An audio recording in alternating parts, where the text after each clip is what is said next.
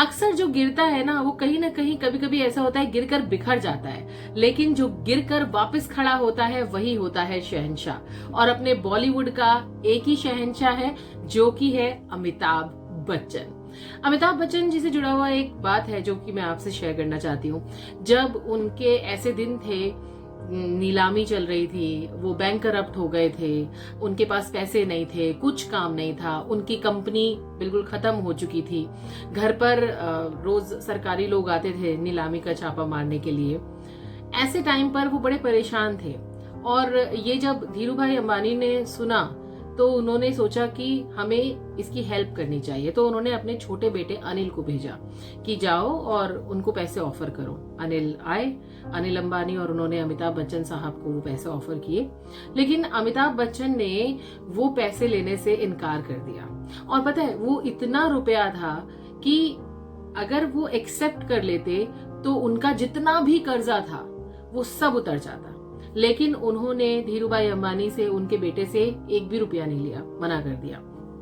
फिर एक बार कुछ टाइम के बाद जब वो धीरे धीरे उनके हालात सुधरे, सब चीजें अच्छी होने लगी और काम मिलने लगा, कर्जा धीरे धीरे करके वो उतारने लगे, तो फिर एक बार जब उनके यहाँ पे कोई फंक्शन था, कोई शादी थी शायद, तो उन्होंने अमिताभ बच्चन साहब को इनवाइट किया। अमिताभ बच्चन साहब गए। धीरू भाई अंबानी अपने कुछ फ्रेंड्स के साथ अलग बैठे हुए थे और अमिताभ बच्चन साहब अपने फ्रेंड्स के साथ अलग बैठे हुए थे। उन्होंने अमिताभ बच्चन को देखा और कहा इधर आ। अमिताभ बच्चन आए तो कहते बैठ मेरे साथ, यहाँ बैठ। तो अमिताभ बच्चन साहब ने कहा कि नहीं नहीं आप बैठे ना, मैं इतने बड़े बड़े लोगों में मैं अपने फ्रेंड्स के साथ ठीक हूँ। तो धीरू भाई अंबानी ने कहा मैं कह रहा हूँ बैठो मेरे पास, यहाँ बैठो मेरे साथ में। तो अमिताभ बच्चन साहब बैठ गए। बैठने के बाद उन्होंने अमिताभ बच्चन के कंधे पर हाथ रखा और कहा कि देखो ये गिर गया था, लेकिन ये गिर के फिर उठा और अब ये मेरा फेवरेट है। मुझे ये इंसान बहुत पसंद है क्योंकि ये हारने के बाद भी नहीं हारा, ये हारने के बाद भी जीत गया।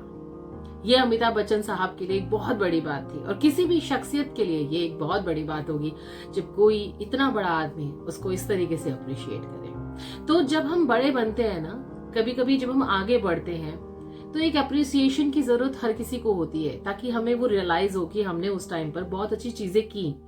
और वो अप्रिसिएशन अगर किसी बड़े इंसान से मिल जाता है तो दिल खुश हो जाता है। अमिताभ बच्चन साहब भी उस दिन इमोशनल हुए, लेकिन वो अंदर से बहुत खुश हुए।